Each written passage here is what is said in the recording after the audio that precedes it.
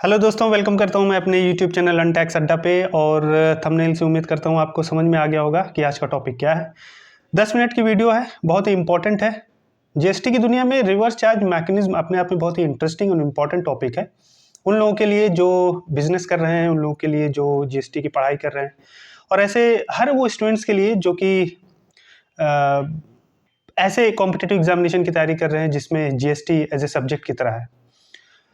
तो reverse charge mechanism को समझने से पहले मैं आपको ये बता दूं कि अनटैक्स अड्डा पे आपको जीएसटी और इनकम टैक्स से रिलेटेड सभी टॉपिक्स, सभी इंपॉर्टेंट टॉपिक्स प्रैक्टिकली और एकेडमिकली डिस्कशन होते हैं, डिस्कस किए जाते हैं।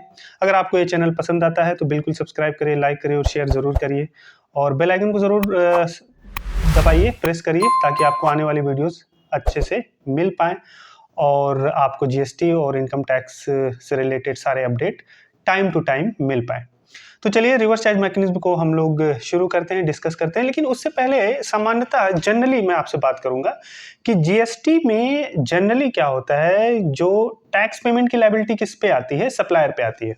अगर आप किसी गुड्स को बेच रहे हैं, सप्लाई कर रहे हैं, या किसी सर्विसेज को प्रोवाइड कर रहे हैं, सर्विसेज की सप्लाई कर रहे हैं, तो जाहिर सी बात है कि जो जीएसटी कलेक्ट करके और गवर्नमेंट को पे करने की जिम्मेदारी या लायबिलिटी है वो आप पे होगा, यानी कि सप्लायर पे होता है। जीएसटी में दो कॉन्सेप्ट होते हैं, सप्लायर और रिसिपिएंट।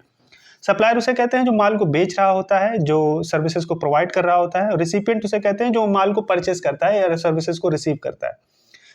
जनरली ऐसा होता है कि जो माल बेचता है, जाहिर सी बात है, जो सामने वाले पार्टी से टैक्स कलेक्ट करता है और कलेक्ट करके वो गवर्नमेंट को जमा करता है, उस पर जिम्मेदारी होती है, उस पर लायबिलिटी होती है, जिसको आप फॉरवर्ड चार्ज कह देते हैं। आप ऐसे कह सकते हैं कि टैक्स पेमेंट करने की लायबिलिटी जो है दो मैकेनिज्म से चलता है। एक फॉरवर्ड चार्ज, यानी कि सप्लायर पे जिम्मेदारी होती है, टैक्स डिपॉजिट करने की जिम्मेदारी सप्लायर पे होती है।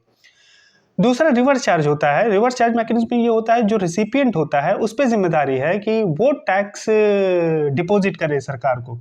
देखिए, इनडायरेक्ट टैक्स की दुनिया में अल्टीमेटली आप बात कहिए, जो टैक्स का बर्डन होता है वो रिसिपिएंट पे ही होता है। चाहे मैं फॉरवर्ड चार्ज की बात करूं, चाहे मैं रिसिपिएंट रिवर्स चार्ज मैकेनिज्म की बात करूं। देखिए, फॉरवर्ड चार्ज में भी ऐसा होता है कि जो माल बेच रहा होता है वो अपने पॉकेट से तो गवर्नमेंट को टैक्स नहीं दे रहा है ना, वो अल्टीमेटली जिसको माल बेच रहा है उससे टैक्स कलेक्ट करता है। यानी कि अगर मैं 100 रुपए का माल बेच रहा हूँ, मैं सप्लायर हूँ, मैं माल को 100 रुपए में बेच रहा हूँ, तो 100 रुपए, मान लिया वो प्रोडक्ट पे 18% की जीएसटी है, तो मैं 118 रुपए का बिल बना के सामने वाले को दूंगा ना, वो सामने वाला मुझे 118 रुपए देगा, 18 रुपए मैं गवर्नमेंट को जमा कर दूंगा, क्योंकि मंथली रिटर्न करने की भी लायबिलिटी मेरे ऊपर है। यानी कि स्टैट्यूटरी जो लायबिलिटी होगी वो सप्लायर पे मेरे ऊपर होगी, और मैं अकॉर्डिंगली रिटर्न फाइल करके और गवर्नमेंट को 18 रुपए जमा कर दूंगा, 100 रुपए मैं अपने पॉकेट में रख लूंगा। ये होता है रिसिपिएंट। अब रिवर्स चार्ज में क्या होता है कि रिसिपिएंट ही वो तो अल्टीमेटली उसके पॉकेट से तो जा ही रहा है 18 रुपए, लेकिन वही गवर्नमेंट को पेमेंट भी करेगा, लायबिलिटी उस पे आएगी, उसको रिवर्स चार्ज मैकेनिज्म हम लोग कहते हैं। तो शॉर्ट में अगर आरसीएम की बात करूं, रिवर्स चार्ज मैकेनिज्म की बात करूं, तो रिवर्स चार्ज मैकेनिज्म एक ऐसा मैकेनिज्म है जिसमें टैक्स पेमेंट करने की लायबिलिटी जो है रेसिपिएंट पे होती है। स्टैट्यूटरी लायबिलिटी, यानी कि रेसिपिएंट ही जीएसटी में अपने आप को रजिस्टर्ड करवाएगा, रेसिपिएंट ही जीएसटी की फाइलिंग मंथ टू मंथ करेगा, रेसिपिएंट ही गवर्नमेंट को टैक्स पेमेंट करेगा अगर वो गुड्स और सर्विसेज को रिसीव करता है। अब सवाल ये आता है रिवर्स चार्ज मैकेनिज्म में, अब जो मेन मुद्दा आ रहा है कि ऐसे कौन कौन से प्रोडक्ट हैं या ऐसे कौन कौन से सर्विसेज हैं कि अगर मैं उसको परचेस करूंगा या उसको सर्विस को, उस टाइप के सर्विस को अवेल करूंगा, तो मुझे टैक्स पेमेंट करना पड़ेगा, उस पर रिवर्स चार्ज मैकेनिज्म फॉलो होगा या एप्लीकेबल होगा। वहां पे चीजें, कॉन्सेप्ट रिवर्स चार्ज मैकेनिज्म का आएगा। तो देखिए, रिवर्स चार्ज मैकेनिज्म आप ये कह सकते हैं कि दो कैटेगरी में इसको आप बांट सकते हैं। जब आप सेक्शन 9 पढ़ेंगे, सेक्शन 9 का सबसेक्शन 3 पढ़ेंगे, सेक्शन 9 का सबसेक्शन 4 पढ़ेंगे सीजीएसटी एक्ट का, और अल्टीमेटली जो मैं कॉन्सेप्ट बता रहा हूं आप मान के चलिए आईजीएसटी में भी सेम टू सेम एप्लीकेबल है, लेकिन कुछ और प्रोडक्ट और सर्विसेज हो जाते हैं जिस पर रिवर्स चार्ज मैकेनिज्म एप्लीकेबल होता है, वो मैं बाद में बात करूंगा, सेकंड वीडियो में आपसे डिस्कस करूंगा। लेकिन अभी के लिए फिलहाल ऐसा मानिए कि जीएसटी या सीजीएसटी एक्ट में जो कॉन्सेप्ट है, दो कॉन्सेप्ट है, दो मैकेनिज्म है कि एक तो कुछ स्पेसिफाइड प्रोडक्ट्स बताए गए कि भैया ये स्पेसिफाइड प्रोडक्ट्स हैं या ये सर्विसेज हैं, अगर आप इनको परचेस करोगे या इनको अवेल करोगे तो आपको जीएसटी पेमेंट करना पड़ेगा। रिवर्स चार्ज मैकेनिज्म वहां पे एप्लीकेबल होगा। दूसरा मैकेनिज्म ये हो जाता है कि कुछ स्पेसिफाइड या आप कह लीजिए क्लासिफाइड या आप कह लीजिए क्लास ऑफ रजिस्टर्ड पर्सन है, कुछ क्लास ऑफ रजिस्टर्ड पर्सन है, उनसे कहा गया कि भैया देखो आप जीएसटी में रजिस्टर्ड हो, अगर आप अनरजिस्टर्ड पर्सन से ये माल खरीदोगे या ये सर्विसेज अवेल करोगे तो आपको टैक्स पेमेंट करना पड़ेगा, यानी कि रिवर्स चार्ज मैकेनिज्म के थ्रू आपको खुद टैक्स पेमेंट करना पड़ेगा, जीएसटी पेमेंट करना पड़ेगा। तो यानी कि पहला कॉन्सेप्ट प्रोडक्ट पे आपको फोकस करना है, यानी these are the specified product and services. अगर आप उसको अवेल कर रहे हो, उसको ले रहे हो, उसको खरीद रहे हो, तो आप ही को जीएसटी पेमेंट करना पड़ेगा। दूसरा मैकेनिज्म ये हो गया कि अगर आप in class of taxable person की कैटेगरी में या रजिस्टर्ड पर्सन की कैटेगरी में आते हो, तो वो हालांकि मैं दूसरे वीडियो में डिस्कस करूंगा।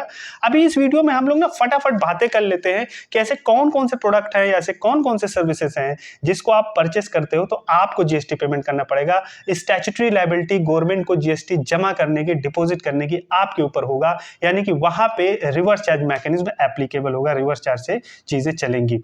तो सबसे पहले मैं आपको बता दूं कि क्या क्या प्रोडक्ट है। इसको आपको सेक्शन 9 सबसेक्शन 3 में आपको मिल जाएगा। तो पहला प्रोडक्ट ये हो गया कि भैया काजू, और वो भी काजू छिला हुआ नहीं होना चाहिए, यानी कि नॉट पील्ड, या आप ये कह लो नॉट शेल्ड, काजू हो गया। उसके बाद आप बीड़ी का पत्ता कह सकते हैं, बीड़ी का पत्ता, रैप्ड लीव्स।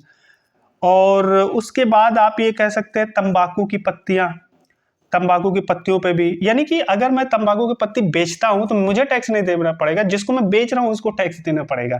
तो ये कॉन्सेप्ट हुआ। उसके बाद हो गया कच्चा कपास, रॉ कॉटन हो गया। उसके बाद अगर स्टेट गवर्नमेंट या यूटी या लोकल अथॉरिटी लॉटरी डिस्ट्रीब्यूटर को या सेलिंग एजेंट को लॉटरी बेच रही है, तो उस केस में भी सेलिंग डिस्ट्रीब्यूटर को या लॉटरी एजेंट को जो है टैक्स जमा करना पड़ेगा, सरकार को नहीं जमा करना पड़ेगा। तो ये एक हो गया। सिल्क यान, सिल्क यान हो गया। तो सिल्क जो यान है, जो कि मैन्युफैक्चरर जो होगा सिल्क का, उसके द्वारा किसी रजिस्टर्ड पर्सन को दिया जा रहा है, तो वहां पे भी रिवर्स चार्ज मैकेनिज्म एप्लीकेबल होगा। कोई यूज्ड व्हीकल्स है, सेकेंड हैंड गाड़ी है, यानी कि व्हीकल्स है।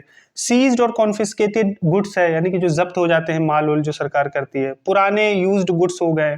वेस्ट और स्क्रैप्ड हो गए, अगर ये सेंट्रल गवर्नमेंट के थ्रू सप्लाइड है, राज्य सरकार या यूटी के थ्रू सप्लाइड है, या लोकल अथॉरिटी के थ्रू सप्लाई किया जा रहा है किसी रजिस्टर्ड पर्सन को, तो in such case also reverse charge mechanism applicable होगा। तो ये कुछ कैटेगरीज ऑफ, आप ये कह लो कि स्पेसिफाइड कैटेगरीज ऑफ गुड्स और services, specified categories of goods और गुड्स और सर्विसेज के केस में, जो कि सेक्शन 9 सबसेक्शन 3 के केस में है, तो वहां पे रिवर्स चार्ज मैकेनिज्म एप्लीकेबल हो गया। नेक्स्ट वीडियो में मैं आपसे ये डिस्कस करूंगा सेक्शन 9 सबसेक्शन 4, यानी कि मैं आपको कुछ क्लास ऑफ रजिस्टर्ड पर्सन के बारे में बताऊंगा। मैं शॉर्ट में बता दे रहा हूं, हालांकि ये भी कॉन्सेप्ट थोड़ा लेंदी है, इसलिए मैं इस वीडियो में कवर नहीं कर रहा हूं। जैसे जीटी है, जैसे लॉयर है, लॉयर की सर्विसेज आप ले रहे हैं, वकील साहब की सर्विसेज आप ले रहे हैं, तो वकील साहब जीएसटी पेमेंट नहीं करेंगे, आप जीएसटी पेमेंट करेंगे। तो ऐसे 16 मैं बताऊंगा, 16 class of registered person, 16 classes of registered person मैं आपसे डिस्कस करूंगा। चूंकि वीडियो लेंदी हो जाएगा, तो छोटी सी ये वीडियो मैं आपके सामने रखा हूं। उम्मीद करता हूं कि आपको वीडियो पसंद आया होगा।